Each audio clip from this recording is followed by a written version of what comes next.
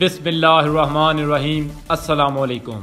रज़ा Ali Ahmad YouTube channel में तमाम नाजरीन को खुश आमदीद। इस वीडियो में हम कुछ ही दिन पहले वफात पा जाने वाले बहुत बड़े डॉन ताजी खोखर की बात करने जा रहे हैं कि उन पर कौन कौन से मुकदमात दर्ज थे, पुलिस ने उन पर कौन कौन सी कार्रवाइयाँ की और उनको क्यों दहशतगर्द करार दिया गया था। मेरी तमाम दोस्तों से गुजारिश है कि अब अगर आपने मेरा चैनल सब्सक्राइब नहीं किया तो पहले चैनल सब्सक्राइब कर दें और बेल आइकन को भी दबा दें ताकि मेरी हर वीडियो का नोटिफिकेशन आप तक पहुंच सके। अगर आपके पास अपने इलाका के किसी भी डॉन की मुकम्मल तफसीलात मौजूद हों तो वो नीचे दिए गए व्हाट्सएप नंबर पर मुझसे रब्ता कर सकता है। रावलपिंडी से ये खबर थी कि पाकिस्तान की मारूफ कारोबारी शख्सियत इम्तियाज अली खोखर उर्फ ताजी खोखर तवील अलालत के बाद इंतकाल कर गए थे।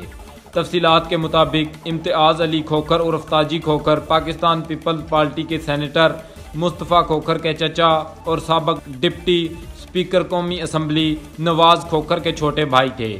इम्तियाज अली खोखर उर्फ ताजी खोखर का शुमार पाकिस्तान की ताकतवर शख्सियात में होता था। ताजी खोखर को 4 अक्टूबर 2018 से इंसदादे दहशतगर्दी के चौथे शेड्यूल पर रखा गया था।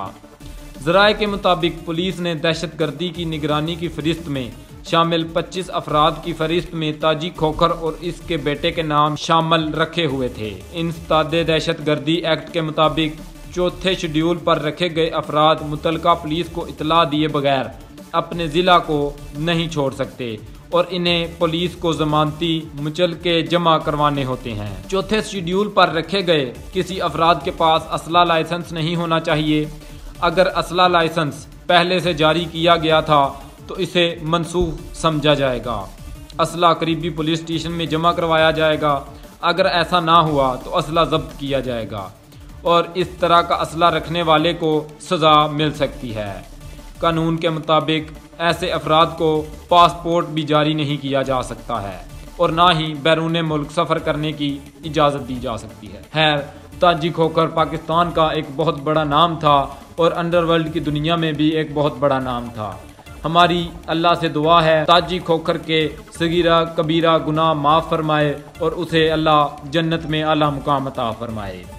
रज़ा अली अहमद के मोअज़्ज़िज़ नाज़रीन, अगर आपने अभी तक मेरे चैनल को सब्सक्राइब नहीं किया तो पहले चैनल सब्सक्राइब कर दें और बेल आइकन को भी ज़रूर दबाएं ताकि मेरी हर नई आने वाली वीडियो का नोटिफिकेशन आप तक पहुंच सके। इसी के साथ आपका हादम रज़ा अली अहमद आपसे इजाज़त चाहता है। अल्लाह हाफिज़।